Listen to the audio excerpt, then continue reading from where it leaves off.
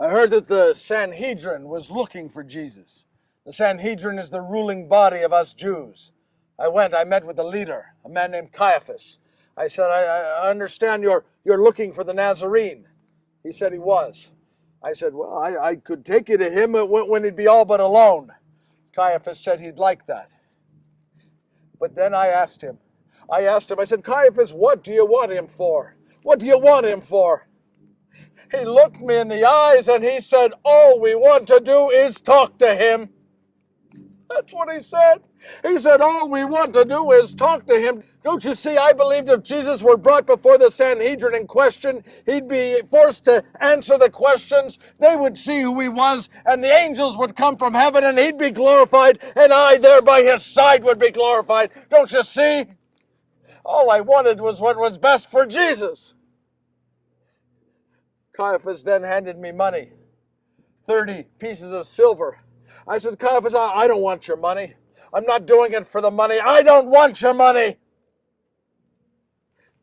Caiaphas said, you've earned it. You keep the money. If you don't want it, you can give it to the poor. So I kept the money. But I didn't do it for the money.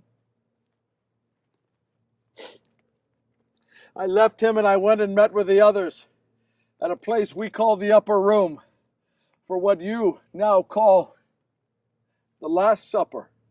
And when I walked in, do you know what Jesus was doing? He was in the corner. He was washing the feet of one of the others. And when he saw me, he said, Judas, come over and sit down. I went over and I sat. Jesus washed my feet. He washed my feet. Don't you see? It was his way of saying, it's not too late, Judas. You can still change your mind. Later that night, we were reclining at table. And Jesus said that this very night he would be betrayed by someone here sitting at table. 10 of the apostles asked, is it I, Lord? John on his right asked, who is it, Lord? I asked, who is it, Master? I could not even call him Lord. I knew who he was, but my guilt would not allow it. Jesus said, it is the one to whom I give this bread. After dipping it in the sauce, and he took the bread, and he raised it to heaven, and he blessed it, he broke it, he dipped it in the sauce, and he handed it to me. Don't you see, he knew.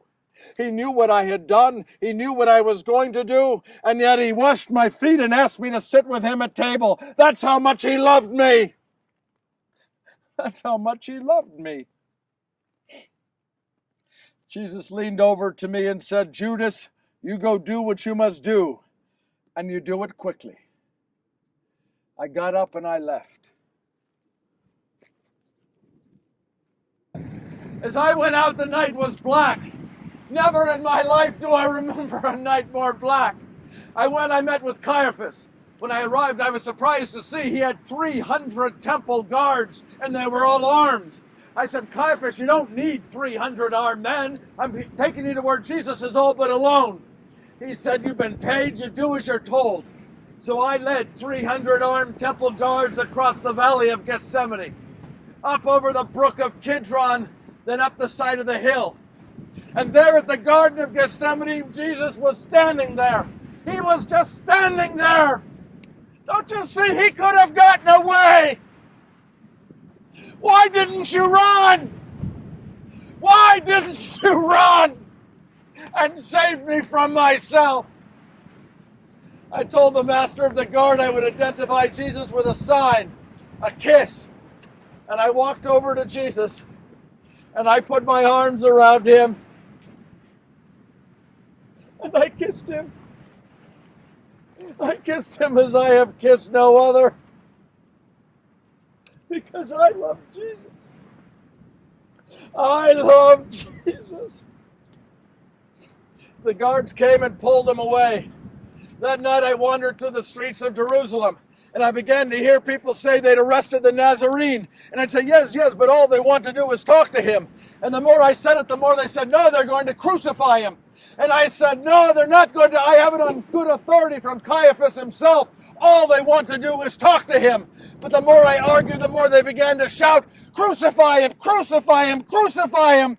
Every face I was looking at seemed to be shouting, "Crucify him!" Some of the very same people who less than 1 week earlier were waving branches of palms, shouting, "Hosanna to Jesus! Praise to Jesus!" were now shouting, "Crucify him! Crucify him! These hypocrites!"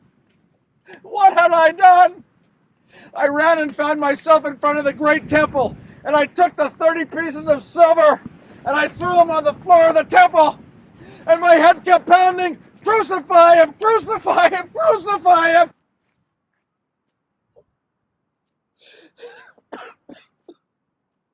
And I found myself in the field you call Potter's Field, standing next to a tree. And I took the rope from around my waist and I threw it up over a limb of that tree. And I hanged myself. Do you know what my sin is? Do you? My sin is not the betrayal of Jesus. That's not my sin. My sin is putting my will, my hopes, my goals, my dreams, my desires before the will of God. My sin is making what I wanted more important than what God wanted. To this very day, I can't even drop down to my knees and say, "Jesus, please forgive me.